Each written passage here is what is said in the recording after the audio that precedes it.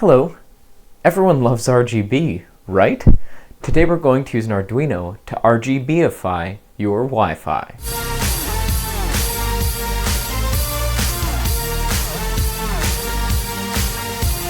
Welcome back to EEforEveryone. I had an old project where I spent over a year writing Verilog and VHDL to make an FPGA read animation files from an SD card, decompress the animations, and then play those animations back on an RGB strip. That strip was filled with WS2812B LEDs. Even though it mostly worked, I got frustrated with it, and eventually I used the Arduino WS2812B FastLED library to complete that one-year project from start to finish in a couple hours. Today we're going to up our game. Instead of reading animations from a USB stick or SD card, we're going to stream a sequence of 300 RGB pixels over Wi-Fi from a master Arduino to a slave Arduino, which is controlling the LED strip.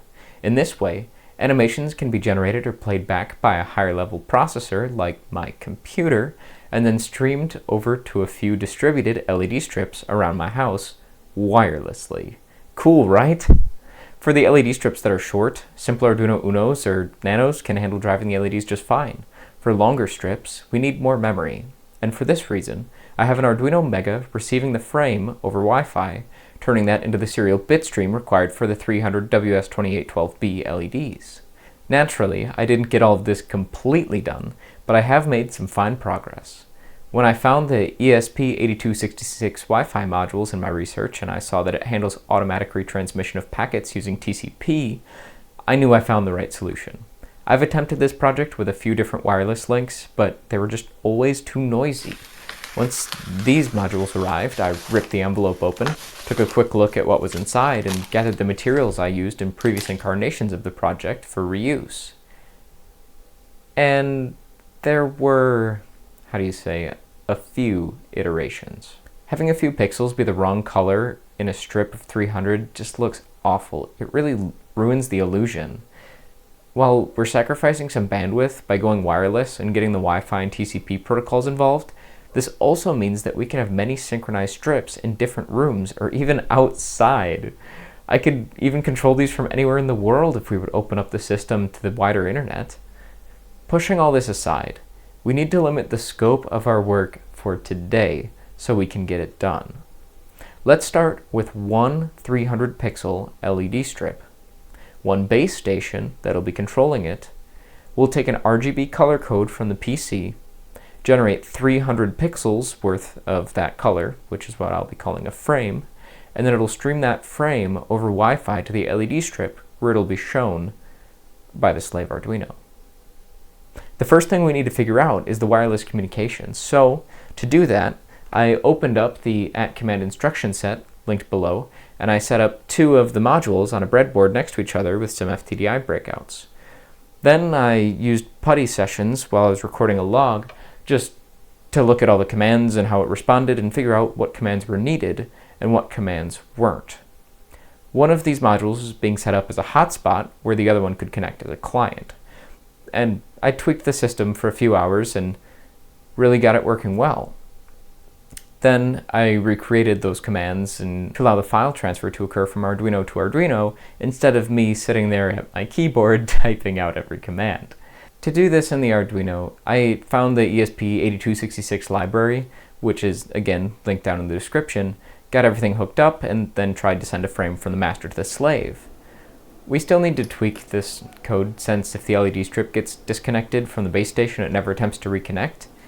But right now we're just going through the feasibility of the whole system and making sure there's enough bandwidth to actually transfer the data we need to. Also, the base station can't actually tell which channels have an LED strip connected, so it just blindly shouts into the void most of the time, which increases the latency when trying to send a frame, since it tries and fails a few times until it finds the right channel. We'll get there. After a few tweaks and power cycles, I did get the system to power on, connect, and work. Awesome!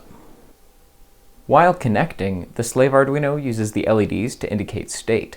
It shows red while verifying the presence of the Wi-Fi module, green while connecting to the hotspot, blue while starting the TCP session, and then it turns a very light blue color when everything's connected. At this point, it starts pinging the base station every 10 seconds, telling it how many pixels are there, until a frame is received. This keeps the TCP session active whenever we're not actively transmitting frames for what seems like indefinitely, at least more than 3 days.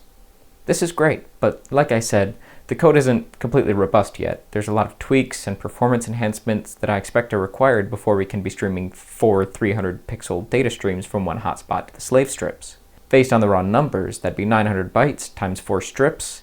If we wanted to stream animations that were even 10 frames per second, that'd be 36,000 bytes per second, or 288,000 bits per second. The fact that our UART link is running at 115/200 baud with some overhead for the Wi-Fi and TCP, plus just the overhead and the UART link, that means that we can't even handle sending the raw pixel data for 2 of these strips simultaneously with our current setup. This means that we'll have to somehow compress and decompress the animations on the fly so it can actually fit through the bandwidth of our wireless communication channel. I want to get some of these bugs worked out before I share the source with you. I think if you tried to pick it up where I left it right now, it'd be very frustrating and tedious, but if you gave me a couple weeks to clean up the code, work out the bugs, make automatic reconnection happen, I think I could end up with a piece of code that you might want to recreate at home. Next week, I hope to have benchmarked the wireless communication speed to see how much overhead there really is on top of the 115/200 baud serial transmitted over Wi-Fi with TCP. We'll find an easy way to compress the data before transmission and then decompress it on the fly at the receiving end, trying to keep the decompression as simple as possible so that we can run the algorithm in real time unlike an Arduino Uno. Then, to demonstrate our success, we'll play an animation on the LEDs that shows off the individual pixel control and maximum refresh rate of the system. I eventually hope to have expanded this project to allow for multiple LED strips to connect regardless of length, auto-negotiate this length with the base station upon connection, and then scale animation files on the fly to play them back synchronized across all the different strips connected, even if they have different lengths. These are all challenges for another day. In fact, I'm not really sure how the animations will get into our base station. For all I know, I might leave it with you give it an RGB value, and then it'll fade one of a few different ways onto the other strips, which I think that'd be okay. If the animations get a little too crazy, and I've gotten a little too crazy with the animations before, they end up being so distracting where if you have them in the room, it's just weird. So I want to keep the animations pretty subtle and just make it really nice. If you think that LEDs are cool and this video is great, let me know by hitting the like button on this video, subscribing to the channel, or leaving a comment, letting us know what you enjoyed. Most of all, I hope that you learned something great today, and I hope to see you again soon. Bye!